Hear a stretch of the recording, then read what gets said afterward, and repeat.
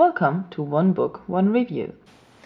Today's book is Artemis Fowl and the Atlantis Complex by Eoin Colfer. It's the 7th book in the Artemis Fowl series. Young Artemis is 50 now and no longer a criminal, but has set his mind on saving the world instead. He's used his genius mastermind to come up with a plan to stop global warming. Of course, this plan involves fairy technology and help from the people. So he invites his friends Holly Short and Foley and some other important fairies to Iceland for a demonstration. But then everything goes wrong. They're being attacked and the attacker flees in the direction of Atlantis. Fearing an assault on the people, the friends follow him and warn Police Plaza of the upcoming danger. Measures are being taken to protect the city's inhabitants, only to discover that the attack was just a decoy for a much more dangerous threat to the people. Artemis and his friends find themselves fighting against a strong and vicious enemy again. However, the unknown enemy is not their only problem. Artemis has gotten himself a critical personality disorder, making him a victim of numbers and giving way to a hidden romantic personality that drives Holly and Foley mad, and above all, is utterly stupid.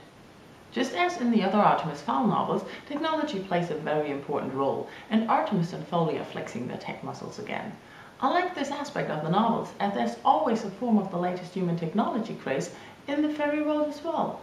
Only better, of course. In this book, meepies are frequently used to help our heroes out of trouble.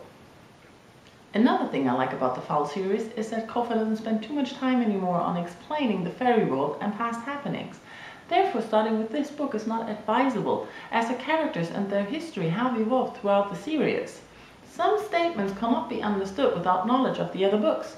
Butler's Kevlar chest is just one example, and the relationship between Holly and Artemis is another.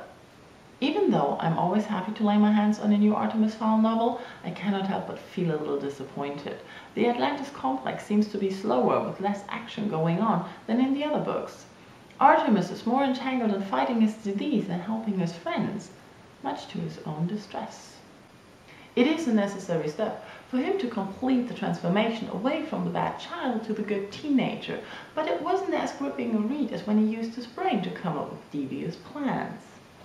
The series started with Artemis being a criminal prodigy who couldn't be trusted. However, as the series progressed, his criminal energy ebbed away and it was getting harder for the reader to regard him as a bad and ruthless person. I'm curious to see if Eoin Colfer will take this any further and come up with new adventures for the friends. Currently, I'm reading Heatwave by Richard Castle. Thanks for watching One Book, One Review.